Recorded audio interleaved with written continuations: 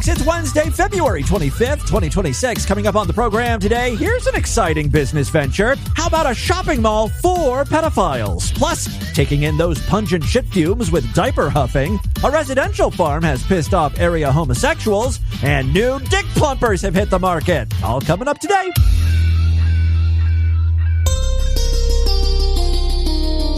Ladies and gentlemen, Mr. Vincent Price. If I am feeling particularly ambitious, I make a real curry, plus all the side dishes. Many curries are made with meats on the bone, but for my guests, I only want to serve small boys. I like to look around for some really exotic and very hot ones. That's the way my wife likes them. I then skin the boys and take all of the meat from the bone. The easy way is to stab them one at a time with a fork and heat them over a gas flame on the stove until the skin bursts. It then peels right off. What fun. To make the curry itself is child's play. A very simple but a very elegant dish. Nothing makes a more exotic party. I generally lower all the lights and burn a little child to help create a mood. And then I have sitar records and put them on the stereo, and that helps tremendously. Candles winking everywhere are very romantic. The visual display of the curry, all the condiments, and the boys is really spectacular. This meal depends on you to create a mood, so be daring. Use a different tablecloth or a brilliant remnant of material. Pull out all the brass and copper you can find. Wear dangling earrings and a draped sari if you have it, and every bracelet you can find. Your guests will talk about this dinner party for weeks. It's Distorted View Daily with Tim Henson. Women are made to be fucked. I notice your kids both look retarded. They do. Your kids look like retards. You gotta see the pussy or the butthole. I don't have kitty milk. It's amazing. Beta! Yo, freaks! Tim back here with you for your Wednesday episode of the show. Have a great one for you. We begin today's program with a shout out to Snow in the Discord. Snow provided a link to diaper huffing. Not the act of diaper huffing, but the social media account of Diaper Huffing Puppy, who writes exquisite prose like this on X. Words cannot describe how much I love making out with full loaded diapers, sinking my face into warm, squishy plastic, feeling it crinkle and smoosh. Bruh. Let me worship your diaper butt. On January 28th, less than a month ago, Diaper Huffing Puppy wrote, the bliss of having your face buried in warm, squishy padding and feeling heat. Heat gently spread out as they start soaking it again. Plastic swelling as the polymer becomes drenched with even more pee, with that warm, musky scent as their diaper droops around your face. Fuck. I guess it's like a poem. Here's another. Wow, that diaper looks really heavy. I bet it's hard carrying it around all day, sagging beneath your tail, bloated and bulging full with muck, squishing and fuming between your thighs. Wanna sit on my face? Diaper Huffing Puppy also reposts content from other diaper lovers, like this video of a guy shitting himself in a diaper. Dude's also rocking a furry tail, naturally. This goes on for a while, so I'm just going to keep talking. You know, I was curious if diaper huffing was a thing. You know, we've played plenty of diaper fetish-related content over the years, but huffing is a very specific term. It's not just sniffing. It's really breathing in with your nose and your mouth. So I'm sorry. It's hard to focus on what I'm saying with all of this going on in the background. But I did a search for diaper huffing. And yeah, I found some people who are really into huffing diapers. First up, a guy who pisses in his diaper, then takes it off to smell. He's really getting his nose in there. Next up, some diaper sniffing humiliation porn. Oh, whoa. What do we have here? Diaper slut? Yes, this guy is wearing a diaper that reads diaper slut on the back, and on the front it reads something else. Really? That's hilarious. I'm wondering what the front says. Here, flip over for me. I need to see the front. Wait, what does this say? Sniffer butt. Wait.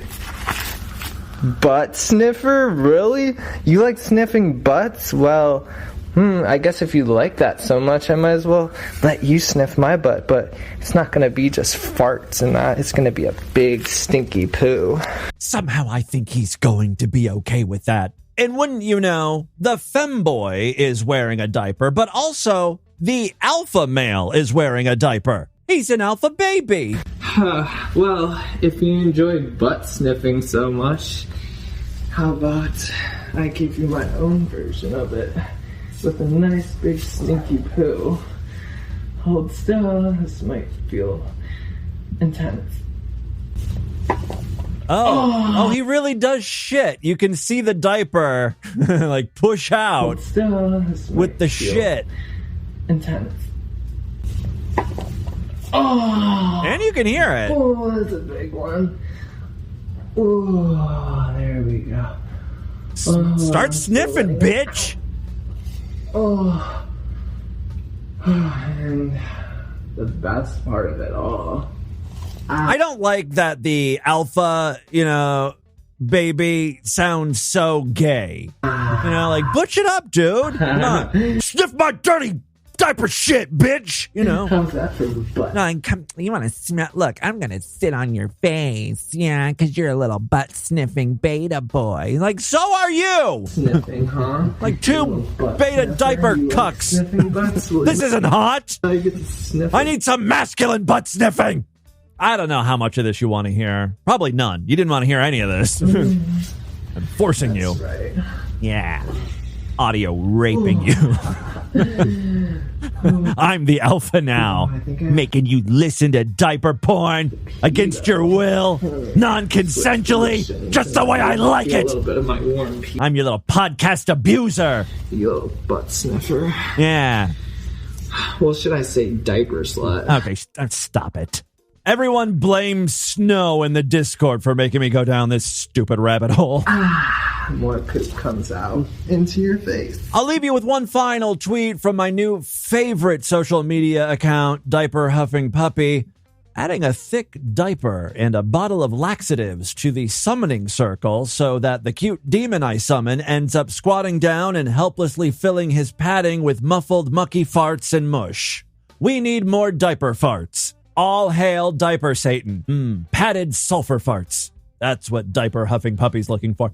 All right, listen, let's move on. Let's move far, far away from diaper content. I completely forgot about this new HBO show. It was being advertised, and I was like, ooh, this sounds right up my alley. Well, thankfully, DV listener Matt recently posted on Facebook, Tim, episode 2 of Neighbors on HBO has some great audio clips for the show. Yeah, so this is a great new television show recommendation. Yes, My Strange Addiction is back, and I'm obsessed with that.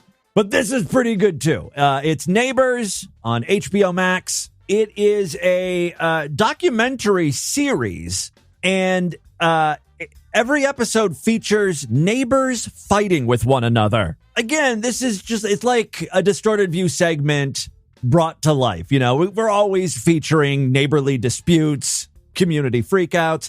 According to Wikipedia, the show explores complicated and chaotic disputes between neighbors, with each episode featuring a different set of neighbors.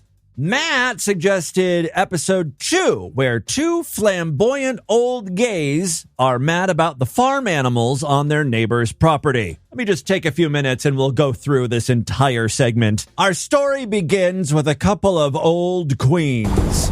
So here we are with the Kokomo Tribune right on the front page. What started out to be 6 chickens and 3 turkeys is now a whole farm next door. Yes, this is really the entirety of the dispute. The gays live next door to a man acquiring many, many animals. Chickens, pigs, goats, and shit. They don't live on a farm, though. This is just like a residential neighborhood. Every morning when I come out to get my newspaper, it's like I gotta put my hand over my nose and reach down to get the newspaper. The smell is overpowering. Yeah, that would probably be my main complaint, too, if I lived next to a bunch of farm animals. The smell and the sound. Those would be my two real issues. I notice as I'm talking, I'm starting to sound more and more like the old homosexual featured in this piece. I just don't think I'd like the sounds. I didn't sign up to live next to a farm, you see. It's insanity. Let's hear from the neighbor. I feel like the things that I'm doing on my property will be able to provide for me and my family. We've already faced a pandemic. You never know what's to come. Entered my 3rd trimester yesterday. Yes, that's his pregnant wife. By the way, this home isn't even his. It's his grandmother's. We'll hear from her in a second. Entered my 3rd trimester yesterday. 28 weeks, that's when you have to get the test. I'm excited to become a mom, but I'm afraid to get him out. That's the scary part. How did they find out if you were pregnant or not? Oh, yeah, the guy is asking his grandmother this question. How did they find out if you were pregnant or not in your time? They'd shoot your urine into a rabbit, and if it died, then you were pregnant. I don't know if PETA was around back then, but they couldn't have been happy with this method. My initial thought when I heard this was, bitch, how old are you? This sounds like something that would have been done in the 1700s. But I looked up the rabbit test on Wikipedia, and sure enough, the rabbit test, or Friedman test, was an early pregnancy test that required killing and dissecting a rabbit to obtain the results. It was developed in 1931 and used throughout the 40s. So despite how she sounds, she's not crazy. Back to the gays, they've got some theories about this old lady and her grandson. I think he's gone through her money. He's always used her to get what he wanted. She's not the same person anymore. I had people calling me wanting to know if I'd moved. Mentally, was I still okay? They don't understand. I believe in their eyes he's a dumb young man that doesn't know what he's doing. Oh, he knows what he's doing. Later on in the piece, we hear about his previous life. I felt kind of stagnant in my life, just living at home. Met a new girl and started to pursue this new relationship. We were together for 3 or 4 years, and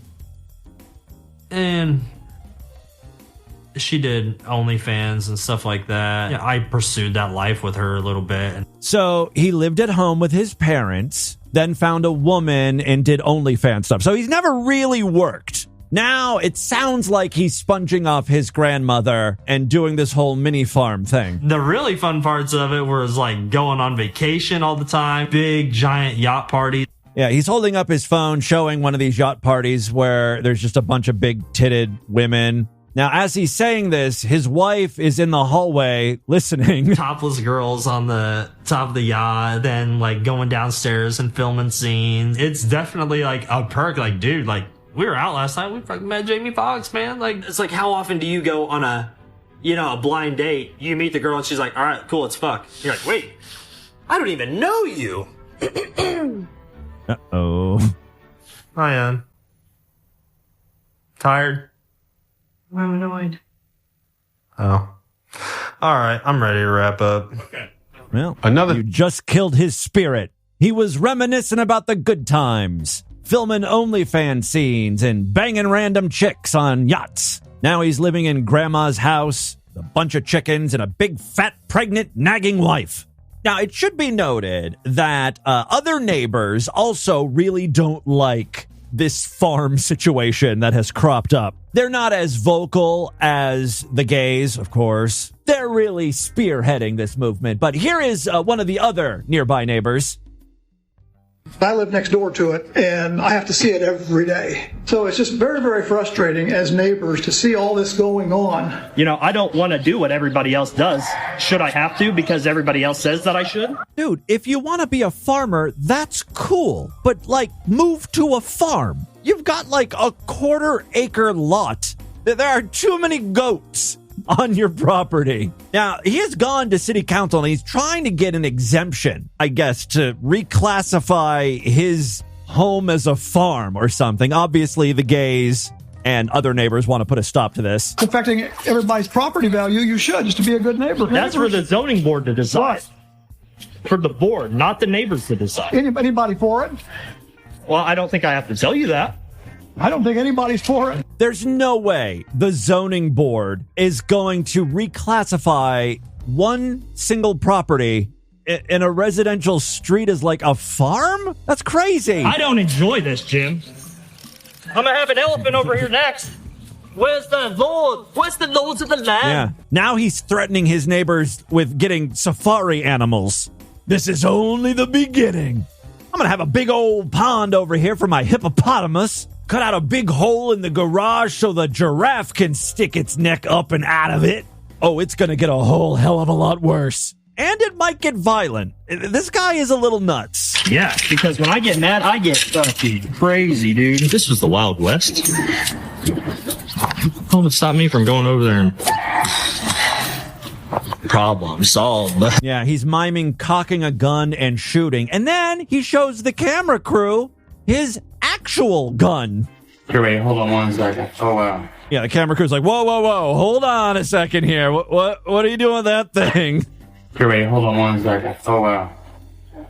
I can just take this gun and I can put it in my pants and I don't have to go tell the cops or anybody else that I have it. Yeah, this is someone who needs to have a concealed carry. A well-armed society is a polite society.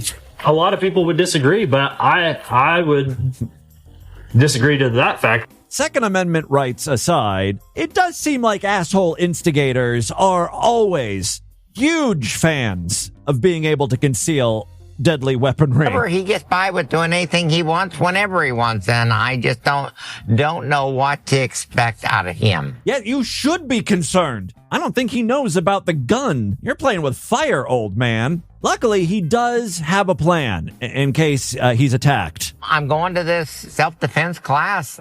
If it does get down to something violent, then I'm going to be able to protect myself. What, you got to karate chop a bullet? You don't know what you're up against, old man. That's his teacher. The first thing I'm going to do is we're going to have you kicking for the groin. The sensei, I don't know, the karate master here is an old black guy teaching an old homosexual karate? This is useless. Hit it harder.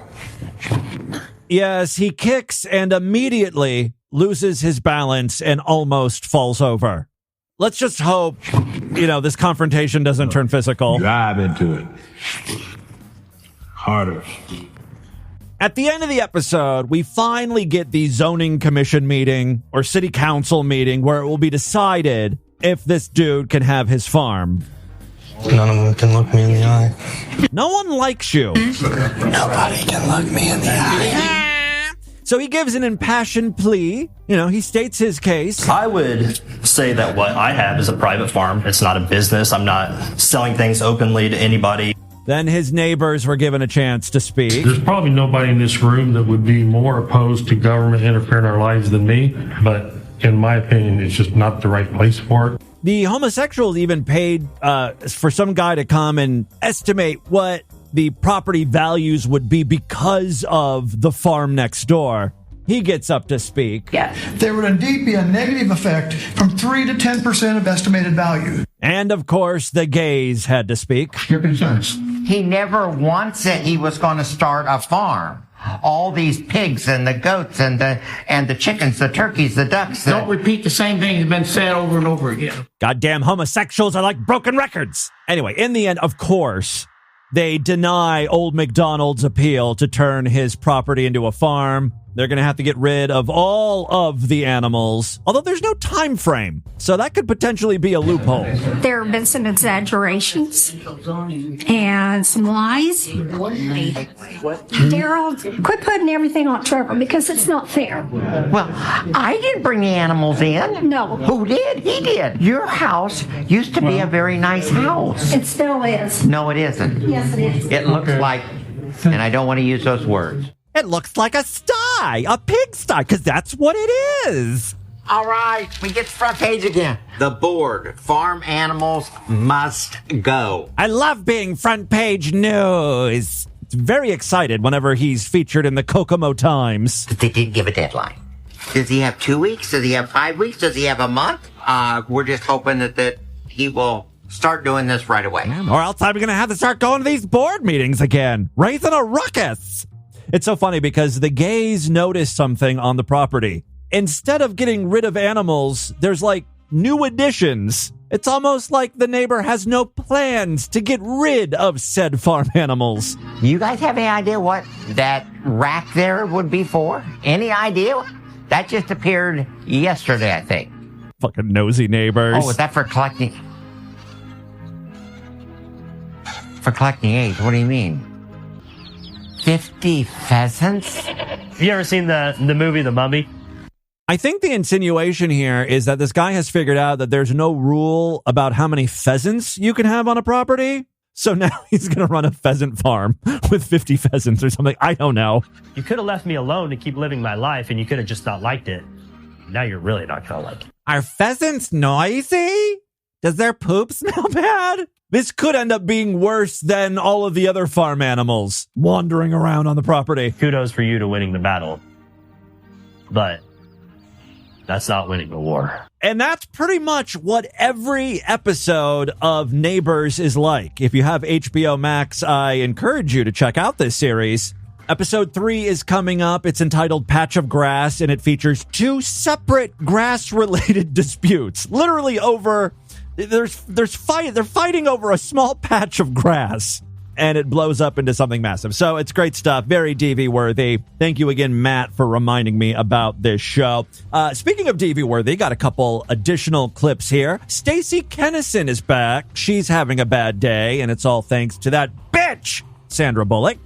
See, even if you don't know who Stacey Kennison is, I say Sandra Bullock, and you're like, oh, yeah, that crazy lady. The one who thinks Sandra Bullock is out to get her. Not to be confused with the other schizophrenic who thinks Emma Watson is out to get him. It's a different but very similar mental illness going on there. Anyway, Stacey Kennison, how has Sandra Bullock wronged you today? It's me, Stacey Kennison. Sandra Bullock has made the crooked employee at the Grand Canyon and Mineral Point Road, Panera, here in Madison, Wisconsin, deny me service, saying that I can't bring my duffel bag and my backpack in because I'm homeless. She says that it smells. They're fairly new bags. They don't really smell. They don't really smell that bad. There is a bit of an odor to it, but they don't smell that bad. Even Stacey admits, if the wind hits it the right way, there's going to be some smells. Poor Stacey.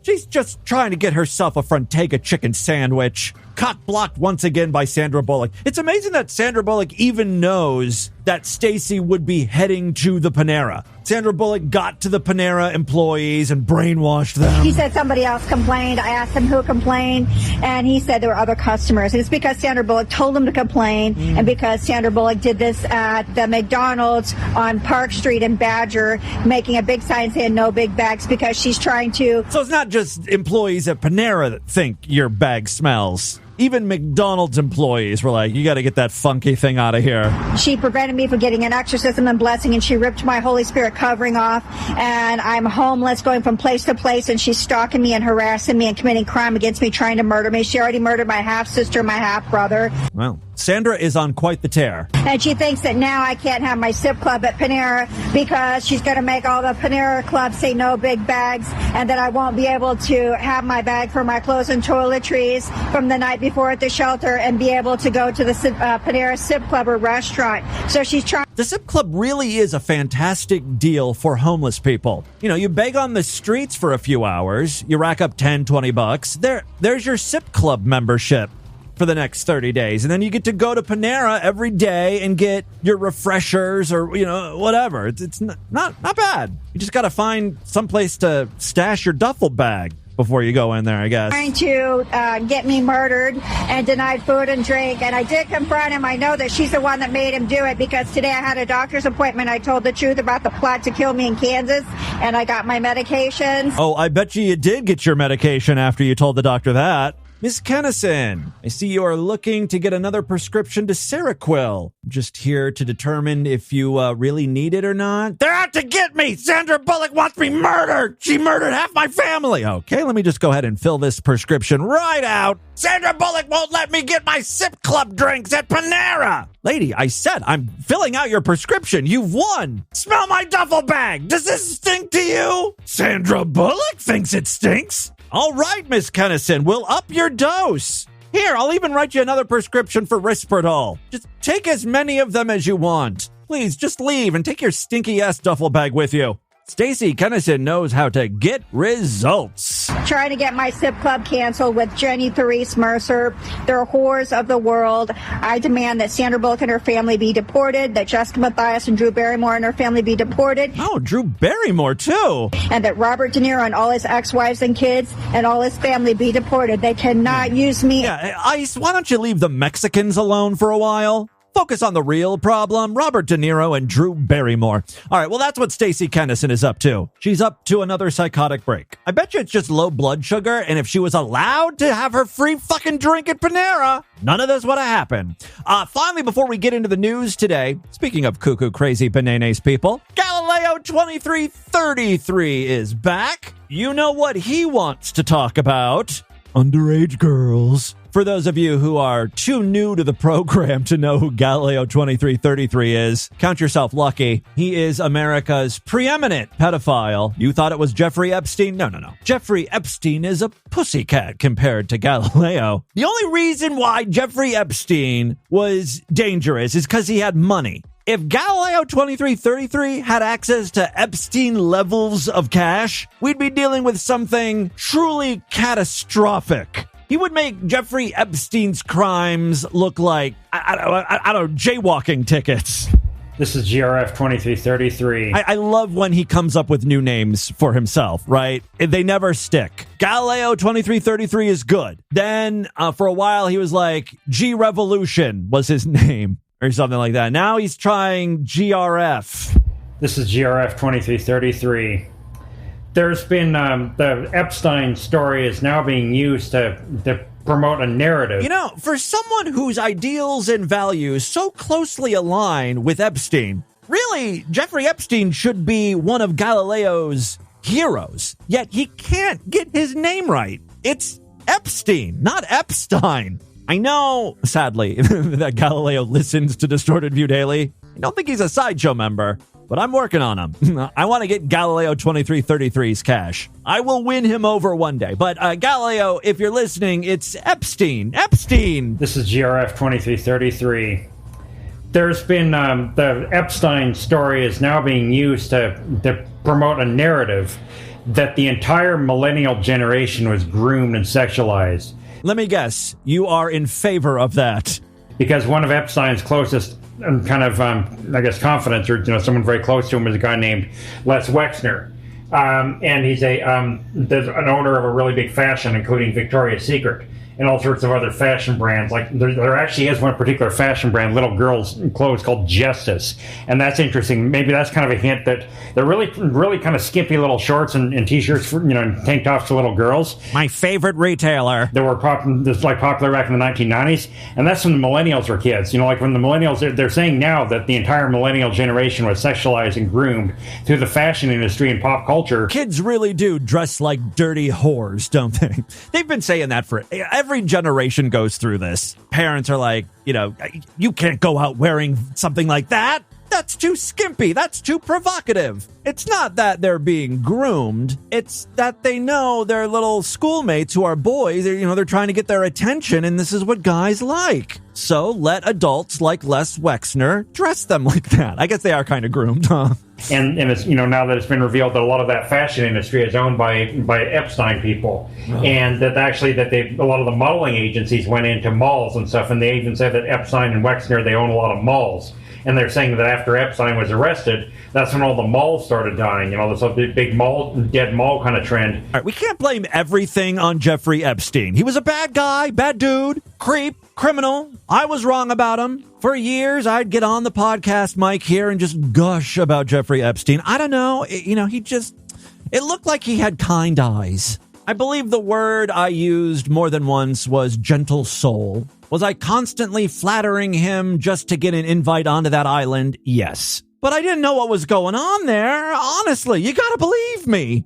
It just looked nice. I wanted to, for once, rub elbows with the elite. You know, get in good with the Richie Riches who might invest in DV. Obviously, that never ended up happening, and now I'm just still slumming it here, begging you guys to sponsor an episode of DV for $25. You can't blame me for trying to get in good with Epstein. All the shopping malls are kind of going away. I mean, they're being rebuilt recently. They're being kind of repurposed and even coming back, kind of looking like shopping mall kind of environments. But again, Epstein didn't destroy the malls, right? It was the internet. No one's shopping in person anywhere. The big dead mall situation happened at about the same time that Epstein was arrested. The dead malls are the source of a really kind of an online kind of aesthetic, delusional spaces, places anemoia, the liminal spaces. That's become a really, I think it connects into that. It actually is one of my favorite genres. I kind of like those that, I think if I imagine rebuilding those spaces into kind of pro-pedophile, to open, the thing about that is, that Galileo's dream is to buy up abandoned malls and turn them into pedophile wonderlands. That would be a very unique mall. Check out Forever Under 21. Oh, we've got plenty of new retailers catering to every type of pedophile. For instance, Bath and Boy Hole Works. Our mall also has a Jared's. It's not a jewelry store. It's Jared from Subway. Remember Gap Kids and Baby Gap? We don't have those, but we do have Baby Victoria's Secret. Finally, form-fitting bras for girls aged 3 to 12 months. Oh, Galileo has a lot of plans. I don't even really know the point of this video. Places, businesses catering to adult with child intimate partners, that kind of stuff. Yeah. But the thing about that is that actually back in the 1990s, society was already very anti-pedophile. Guys, if any ordinary guy that went up. What happened to society? We used to be anti-pedophile. And, very quickly, maybe not very quickly, but there was a good chance that you get caught and you'd end up in prison for a really long time. The 90s were some dark days if you were a pedophile. The thing about the malls, and that's kind of hinting at the fact that, Justice, brand kind of clothes, that's hitting at the fact that it really is about, they're going to come after you. They're going to crack down on you if you actually try to do something to this little girl. I saw those clothes. I saw those little girls in a little skippy short. Easy there, Galileo. You're starting to reveal too much. Little girl, I saw those clothes. I saw those little girls in a little skippy short justice, kind of branded clothing. I'd see a little girl and I'm thinking, well, that's a sexy girl, but it reminds me that if we actually try to do something, the guy tries to do something there, he's going to end up being brought to justice. He's going to end up in the justice system. Very likely he's going to end up in prison. Justice. It's probably why they actually named that, because the entire thing was anti-sexual. Okay, he's starting to spin out here. As always, I'm not entirely sure what the point of his video was. He stammers and stutters through a lot of it, but I think it's pretty safe to just disagree with whatever he's saying. Even if you don't know what he's saying, just the opposite should be your opinion. There you go. That's Galileo 2333. Great to see he's doing well. And with that, let's get into the crazy, bizarre twist to the news right now.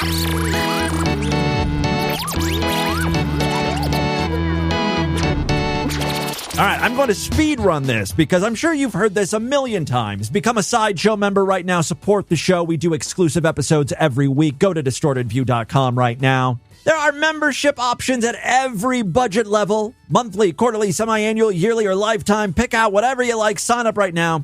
You can even sign up through Spotify inside of the Spotify app. Just search for Distorted View. Same deal with Apple Podcasts. You can sponsor an episode of DV. Just PayPal me at least $25 to show@distortedview.com. And the other way to help support the show, we've got a Patreon account, patreon.com/distortedview. If you pledge at least $5, you get access to a special voicemail line where I will play your calls first. And yes, we've got some patrons checking in today. 2 very quick stories now. First up, it has been a while since I've had to endure a job interview, but I'm pretty sure having to submit to a lie detector isn't super normal. Like for most jobs, drug testing is going to be the most invasive part of it. If a lie detector test is involved, chances are the position you're going for is like a high clearance, high security type thing.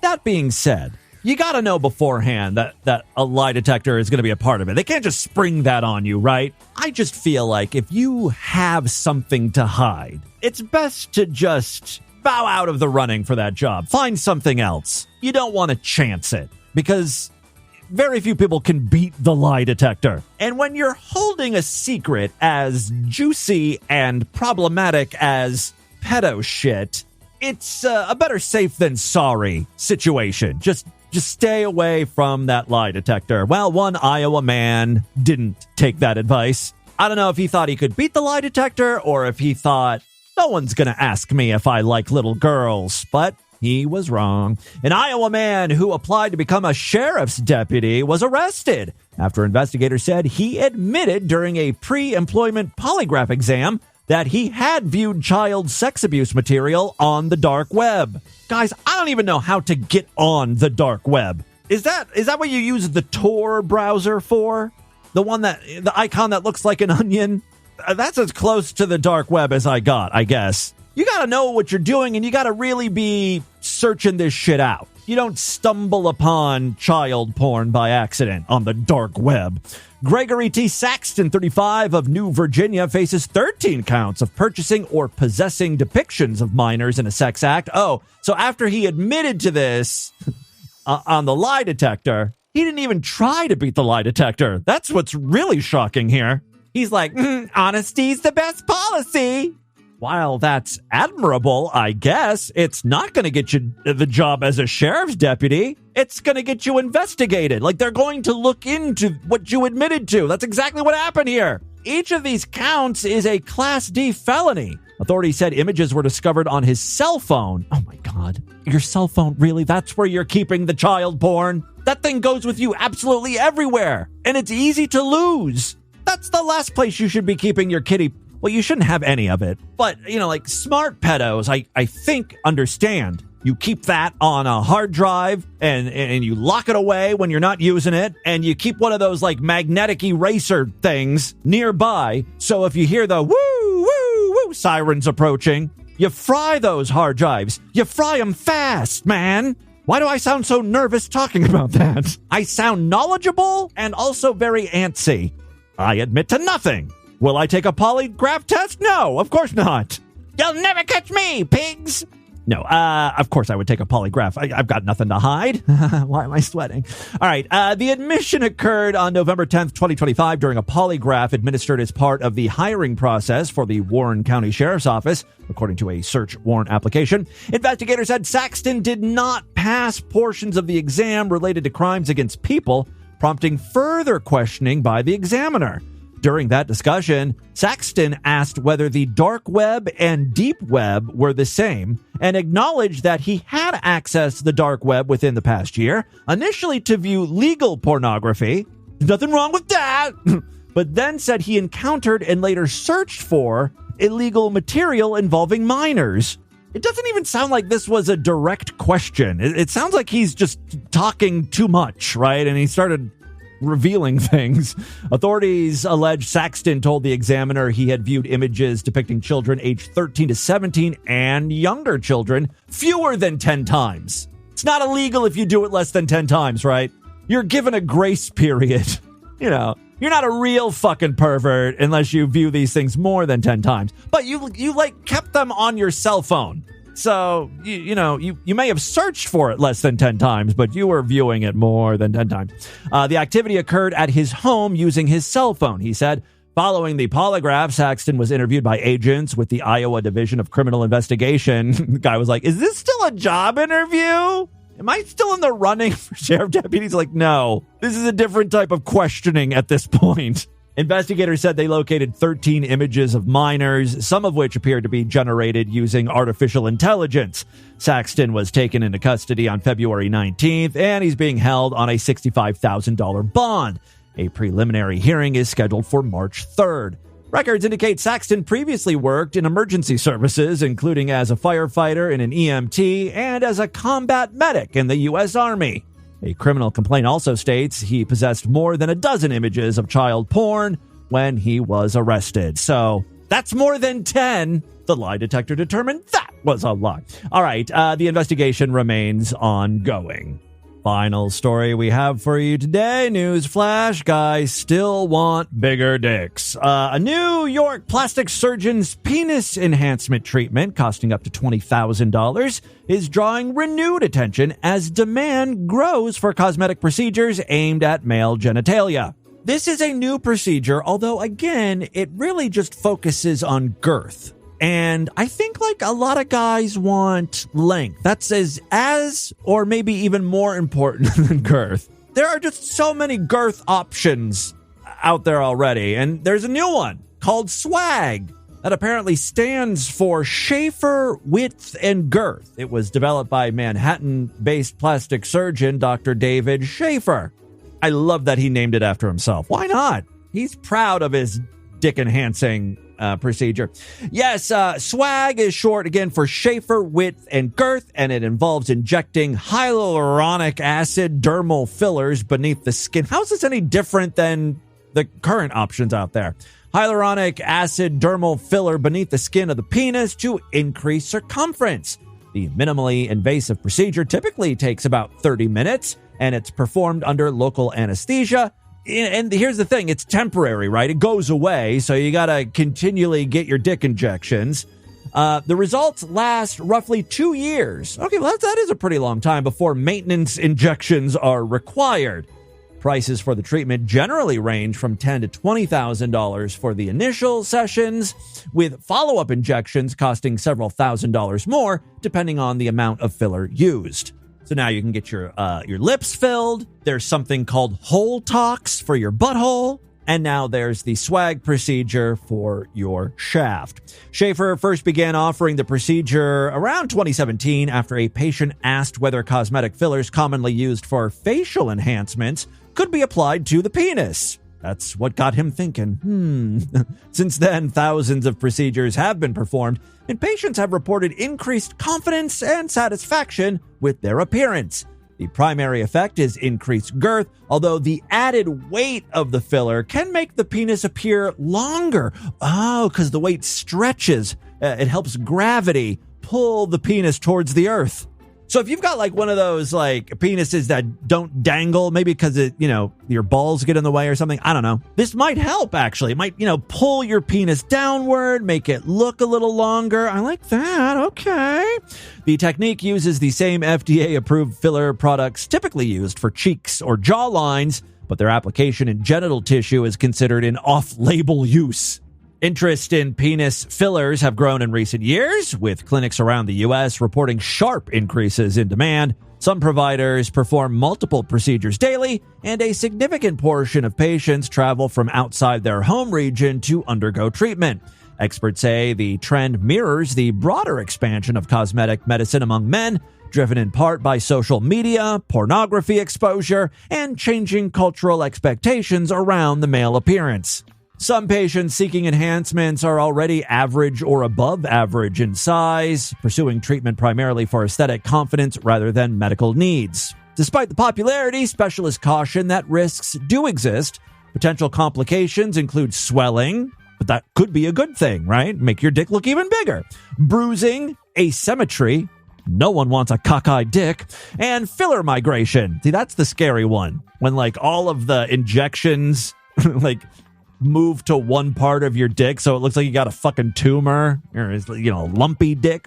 In rare cases, vascular blockage can damage tissue if not treated properly.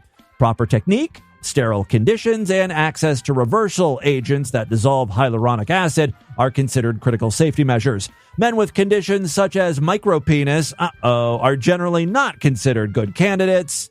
Again, it's not going to make your dick longer, so you're just going to have like a fat stub, or nub in the case of a micropenis. Researchers and clinicians are continuing to study long-term outcomes and newer injectable materials designed to stimulate natural tissue growth, which may produce longer-lasting results in the future.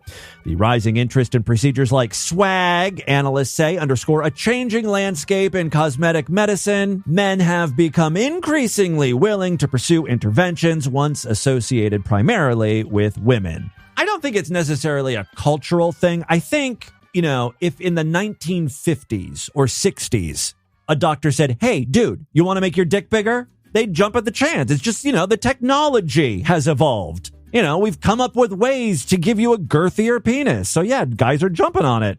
They always will opt for a bigger dick. All right, that, my friends, is your distorted news for Wednesday. Let's do a couple voicemails and get the hell out of here. Yeah, we're running a little late, so I thought we'll save some of the text messages coming in for the Friday show. Many ways to contact the program, though, in addition to the 4 Hairy Cunt text line. You can always email me, show@distortedview.com. Our voicemail line is 206-666-4463. But remember, if you pledge at least $5 to our Patreon account, you get access to that special voicemail line where I play your calls first. And yes, we've got many patrons checking in. Let's see what they're up to first. Hey, Tim, it's Greg from Austin, and I am in a real pickle. Uh-oh. Do you remember I called you last week, and I mentioned that we saw a campaign poster for the ShamWow guy? Yeah, Vince from ShamWow is running for Congress, right? And he's running primarily on an anti-trans platform. It's like, get trans people out of our country or something. I don't know exactly what he's arguing, but yeah, it's very anti-trans. And while he's arguing that, he dresses up as a woman a lot of times. Apparently, he's running. It's in the Republican primaries. That's what's going on. There's the voting is going on right now. So he's running for the nomination for our district. Well, guess who I just found out is also running for the Republican nomination in our district? That Valentina Gomez bitch. Oh, shit. You are in a pickle. We definitely want one of them to be in the main event, right? So this is just the primary. So this is going to be like, who is going to be the Republic? There's got to be more candidates, right? Your only options are the ShamWow guy and Valentina Gomez. Oh my God, where the fuck do you live, dude? I know Texas is crazy, but you live in an extra nutty area. If it was up to me, if you're looking for my advice, as much as I love Vince, the ShamWow guy, I feel like Valentina is crazier. She's highly more entertaining, highly more erratic, more vulgar. She's like, she goes to churches and starts screaming at the pastors during the service. She's burning the Quran, calling every gay person a pedophile. Yeah, I'm sorry. I would vote for, I would pick Valentina Gomez to run because she's crazier, Valentina right? Gomez, bitch. So now I'm in a real bind, Tim. Like, who do I vote for? I know. I know it's exciting to think, ShamWow guy, he brings the star power, right? He's the guy that we know and love for years and years. But again, I think Valentina is the way to go. I'm like, there's crazy, there's like levels of crazy, and I'm trying to figure out like which, if I'm doing it for the walls, who do I vote for? Valentina Gomez or the ShamWow guy? Like, I say Valentina. I'm sticking with her. M.A. Sweet Leprechaun again. So Jonathan's thing about, things we randomly find ourselves saying from the show. One more thing I forgot I find myself saying often. Sometimes when I come home and I can't find my cats anywhere, I'll sometimes randomly find myself saying, "Where are my babies? Where are my babies? Where are my babies? Where are my babies? Where are my babies? Where are my babies?" I mean, she goes on for like 30 seconds just screaming that over and over. I mean, she's drunk, the woman from Intervention. Anyway. Drunk. Something I remembered. She just couldn't get past. I think maybe she got a divorce from her husband, and then her kids grew up and left, and now she's all alone, right? So she drinks, and that's what she said. Where do my babies go? Where are my babies? Well, your babies are functioning adults. They're living their life. Yagoo! Hey, bleached asshole calling in. I have two things for you. I have, when you're a freak moment. Sure. I was listening to a recent episode where that dumbass guy wiped out on his fan boat or whatever the fuck that was. And it was auto-tuned. Oh, yeah. It wasn't a boat. He was flying in the sky. It was like one of those, I can't remember what they're called. They're like is it a paraglider? I don't know. It's like, it's like a homemade rickety flying machine. It's a redneck airplane is what it is. It's completely open, right? You're not enclosed at all. It almost looks like you're on a bicycle, right? And he crashes. For some reason, that guy screaming and yelling in pain, but auto-tuned was really fucking funny to me. I just laughed, and that's how I knew I'm an asshole and a freak. Second thing was... I think I'm going to steal that idea. And anytime we feature people in pain or arguing, I'm going to auto-tune them. I need to get a good auto-tune plugin or program. What if we can issue a challenge to Unicorn Hamster, the 30-second voicemail challenge? I want to see if you can do it. 30 seconds, that's all you got. Get it all out and hang up. Very rarely does he not run out of time. I think there's like a 3-minute limit on these voicemails, and he blows past that every time. You can do it, Unicorn Hamster. All right, let's see. Can Unicorn Hamster, next voicemail, try to keep it under 30 seconds. Hey, what's up, Tim? It's Cluedo calling in just to talk to you from the DV line. Hey, man, can you really, do something special with the show? It's getting boring. All right. Love you. And stop being a faggot. All right. I'm sorry you find the show boring. You might want to find a different show. I don't know. There's like a million other podcasts out there. I'm doing all I can do here. It's okay if you have to step away. I mean, I just gave you guys Stick Pussy, Tainted Broth's version of Tranny Adventure, Galileo opening a pedophile mall. I got to find 45 minutes of weird stuff every day. I'm doing the best I can. This is Robert. What do you want? And I'm sick. So today, me and my wife were like, oh, we're going to dinner tonight. We don't want to ruin our dinners, but we're really wanting a snack. Yeah, I'm sorry to interrupt you. Could you call back and do something more interesting on your voicemail? And I said, it's getting a bit boring. I'm like, what would be good is hard-boiled eggs. I said, Tim Henson on Distorted Beauty bought this hard-boiled egg maker. And he raves it back. I guess the show is kind of boring. We're discussing hard-boiled eggs. And I was like, well, it's really not that hard to, hard-boil an egg and fucking peel it and then fucking whatever. So I'm like, okay. Well, it actually is kind of hard, and it's a pain in the ass, and it takes forever. And your eggs come out looking like you fucked them or something. They're all messed up. So I bought an egg maker on Amazon. And it changed your life. Go ahead, say it's coming soon, and I'm really excited. Oh, it's so great. I use that motherfucker all the time. You can't mess up the eggs. The trick. I'll give you a little tip though. After you get done cooking the eggs in the egg machine, you put them in very cold water or an ice bath. It gets the eggs cool much faster, and it's easy to peel the eggs that way. You're welcome. All right, that is all the time we have on this edition of the show. I want you guys to email me, show@distortedview.com. Distortedview.com is our official website. Voicemail line for you, 206-666-4463. That's 206-660-God. Is it God? More poop comes out into your face. Spread the distortion. STD, tell all your friends about the program. Don't forget to give us a 5-star rating, a thumbs up, or like wherever you can rate and review podcasts. Tomorrow's show is going to be Sideshow exclusive. It's a great time to sign up. Go to distortedview.com right now. Otherwise, I'll see you back on Friday. Until then, have a great day. Bye, everybody.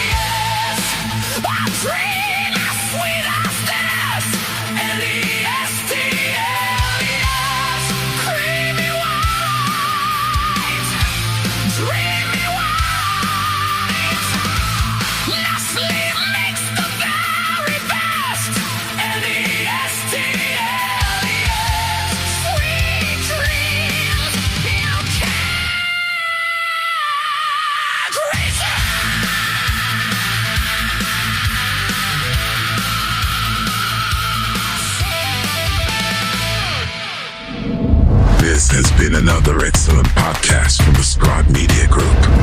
Learn more at scribe.net.